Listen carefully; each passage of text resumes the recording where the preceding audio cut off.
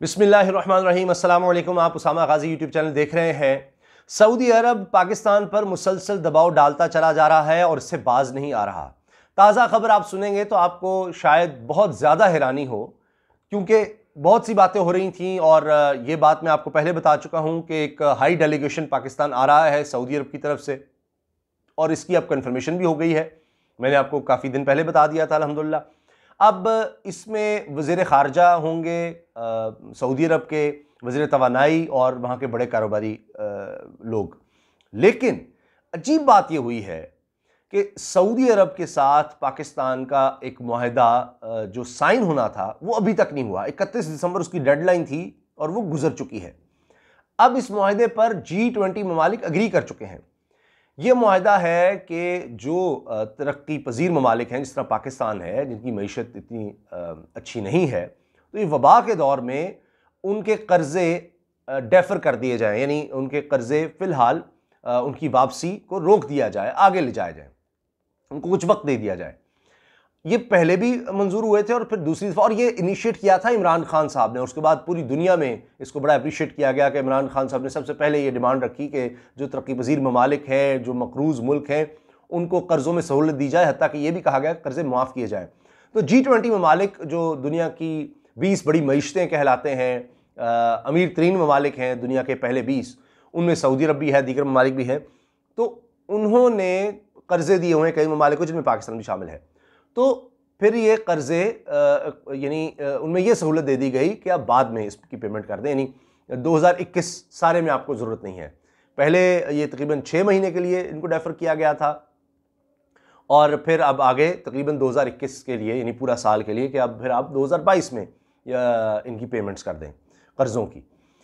अच्छा, अब हुआ ये कि ये साइन कई ममालिक से हो गए, लेकिन सऊदी अरब के साथ अभी तक नहीं हुए, और पाकिस्तान की तरफ से इस चीज़ की कन्फर्मेशन हो रही है कि ऐसा वाकई नहीं हुआ, और उससे लग ये रहा है कि हमारी तरफ से कोई डिले नहीं है, सऊदी अरब की तरफ से डिले है। अब ये क्यों सऊदी अरब ब्लैकमेल कर रहा है इस मामले पर?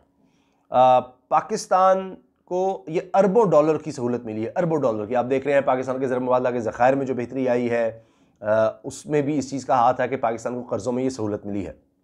और ये सिर्फ पाकिस्तान नहीं, यानी जितने भी ममालिक हैं जिन्होंने कर्ज लिए थे उन सबको मिली है। पाकिस्तान ने G20 ममालिक के तकरीबन 25 अरब डॉलर देने हैं, और ये पाकिस्तान के लिए इतना मुश्किल काम है, क्योंकि देखिए अभी तक पाकिस्तान उस सूरत में नहीं आ सका कि हमारी आमदनी इतनी ज़्यादा हो जाए ये कर्ज़े देकर भी हमारे पास पैसे काफ़ी बच जाएं। अभी तो ये मसला हो रहा है कि हम कर्ज़े उतारने के लिए कर्ज़े ले रहे हैं, ये हालात है, और इतनी आमदनी नहीं है हमारी कि हमारे पास कर्ज़े उतारने के बाद कुछ बच जाए जो हम मुल्क पर खर्च कर सके, ऐसा नहीं है। तो इस वक्त में जब सऊदी अरब को 2 अरब डॉलर पाकिस्तान वापस कर चुका है और चीन से लेकर वापस कर चुका है, उसके बाद भी अभी तक साइन क्यों नहीं किए जा रहे? ये एक बहुत अहम और बड़ा सवाल है।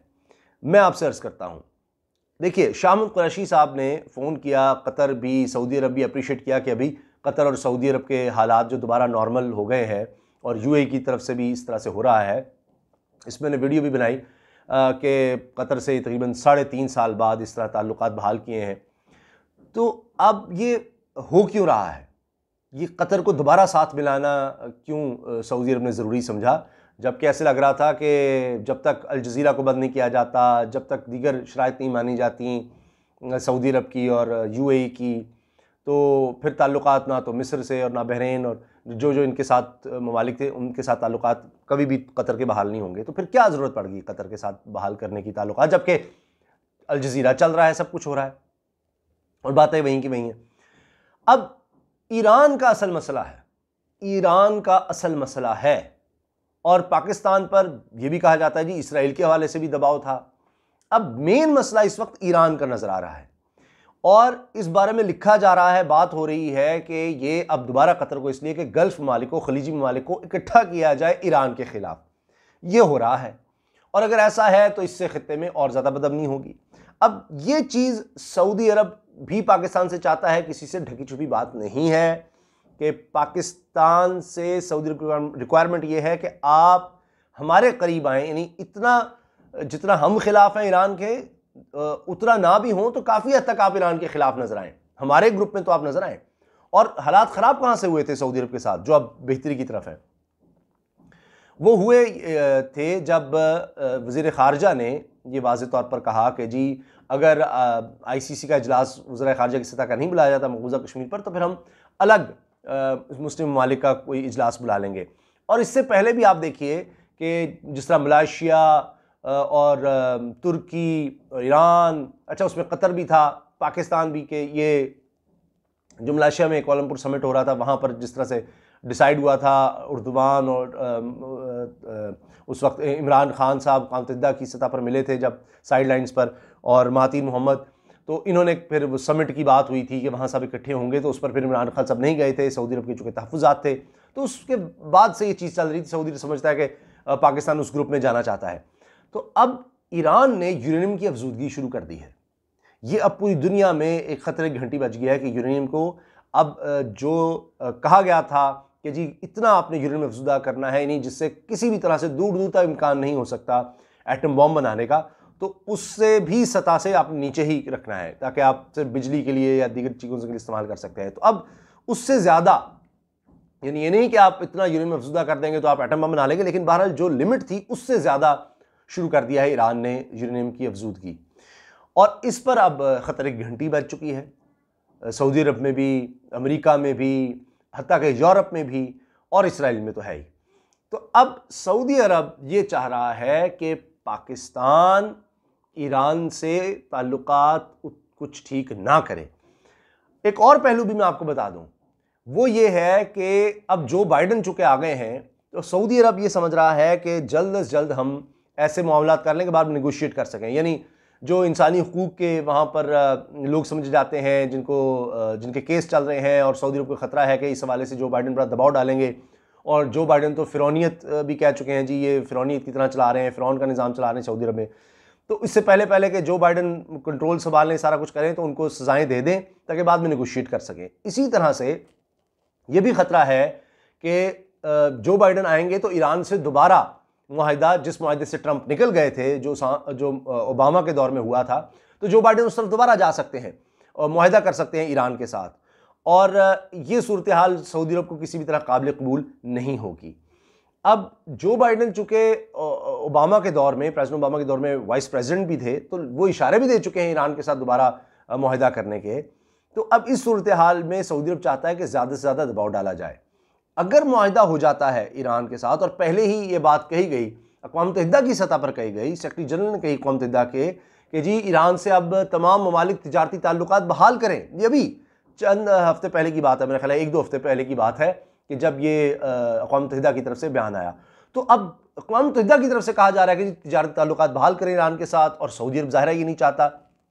फिर पाकिस्तान के साथ एक बहुत बड़ी चीज़ है ईरान पाकिस्तान गैस पाइपलाइन। अगर अमेरिका का ईरान के साथ मुआहिदा हो जाता है और फिर ईरान पर पाबंदियां हटा ली जाती हैं, ताकि कोई भी कंपनी अगर ईरान के साथ मुआहिदा करती है तो उस पर फिर अमेरिकी कंपनियां, जो दुनिया की बड़ी कंपनी हैं, दीगर कंपनियां हैं, वो ये नहीं कि उस मुल्क से बायकॉट कर देंगी, और फिर ज़ाहिर है उस मुल्क को भी बहुत ज़्यादा नुकसान होगा, उसकी बड़ी बड़ी कंपनीज़ को, कि उन कंपनीज़ के साथ उस मुल्क के साथ फिर कोई भी तिजारत नहीं करेगा, कारोबार नहीं करेगा। तो ये अगर कदगन हट गई तो पाक ईरान गैस पाइपलाइन फिर आगे बढ़ सकती है, और भी बहुत सी चीज़ें हो सकती हैं। दीगर मामला तो आगे चल ही रहे हैं, जिनमें आप ट्रेन का सुनते हैं, रेलवे का, और दीगर इस तरह से प्रोजेक्ट्स आ रहे हैं। तो इन सब पर सऊदी अरब के तहफ़्फ़ुज़ात हैं और ख़दशात हैं, जिनकी वजह से इस तरह से मामलों को लटकाया जा रहा है। लेकिन असल कहानी, असल बात आखिर में मैं अर्ज़ कर दूँ, इमरान खान साहब नहीं झुक रहे, पाकिस्तान की फ़ौज नहीं झुक रही, पाकिस्तान के इदारे नहीं झुक रहे, अपनी बात पर अड़े हुए हैं, अटके हुए हैं कि नहीं, हमने जो पाकिस्तान के मफाद में हुआ हमने वो करना है, हमने सबके साथ ताल्लुक़ रखने हैं। ये असल चक्कर है। ये जो बात है कि सऊदी अरब पाकिस्तान को नहीं झुका पा रहा, तो ये एक मसला है सऊदी अरब के लिए, और वो हर बार आज़माने की कोशिश कर रहा है, क्योंकि वो बहुत ज़्यादा ताल्लुकात पाकिस्तान से ख़राब नहीं कर सकता। उसको रियलाइज़ हो चुका है कि हमने डॉलर्स भी वापस लेके देख लिया, यही ज़्यादा से ज़्यादा हो सकता था। हमने भारत के आर्मी चीफ को भी बुलाकर देख लिया, ये भी एक दबाव था, और भारत में इन्वेस्टमेंट कह के भी देख लिया, हम उस तरफ चले जाएंगे। लेकिन पाकिस्तान नहीं दब रहा, दबाव में नहीं आ रहा, झुक नहीं रहा। तो अब ये भी एक टैक्टिक्स है। लेकिन लगता यह है कि जिस तरह पाकिस्तान खड़ा रहा है और सऊदी अरब को ही फिर ख़ुद भी ये रियलाइजेशन हुई है और उसने भी फिर कदम आगे बढ़ाए हैं। तो इस दफ़ा भी लगता है कि ये चीज़ होगी। ये जो अभी कर्ज़ों के हवाले से अभी प्रॉपर साइन नहीं किए गए, लेकिन चूँकि एग्री कर लिया गया है, तो उम्मीद ये है कि ये मामला भी हल हो जाएगा। और ये एक यानी असाब की जंग है जो पाकिस्तान के साथ खेली जा रही है। तो उम्मीद है इंशाल्लाह पाकिस्तान इसमें भी सुरखरू होगा, क्योंकि ये पाकिस्तान के मुस्तकबिल का मामला है। ख़ित्ते में ईरान भी हमारा हमसाया है। तो अब हमने आगे अगर चलना है, सी पैक है, दीगर चीज़ें हैं, तो हमने अपने मुल्क का मफाद देखना है। और सऊदी अरब अगरचे अमेरिका के बहुत करीब है और वो नहीं चाहता अमेरिका के जी सी पैक आगे बढ़े, तो हमने अपना मफाद देखना है। अब सी पैक से अगर ईरान जुड़ रहा है, चीन है, रूस है, तुर्की, ये सब चीज़ें जुड़ रही हैं, इकट्ठी हो रही हैं, तो पाकिस्तान ने इसी तरफ जाना है। तो पाकिस्तान इनकार कर रहा है मुसलसल कि वो सऊदी अरब का दबाव कबूल नहीं करेगा। और लगता यह है कि इंशाल्लाह पाकिस्तान अपनी बात को मनवाने में कामयाब हो जाएगा। ये वक्ती तौर पर ये दबाव के टैक्टिक्स हैं जो इंशाल्लाह पाकिस्तान पर यूँ समझें कि कामयाब नहीं हो सकेंगे। इजाज़त दीजिए। अल्लाह हाफ़िज़। पाकिस्तान जिंदाबाद।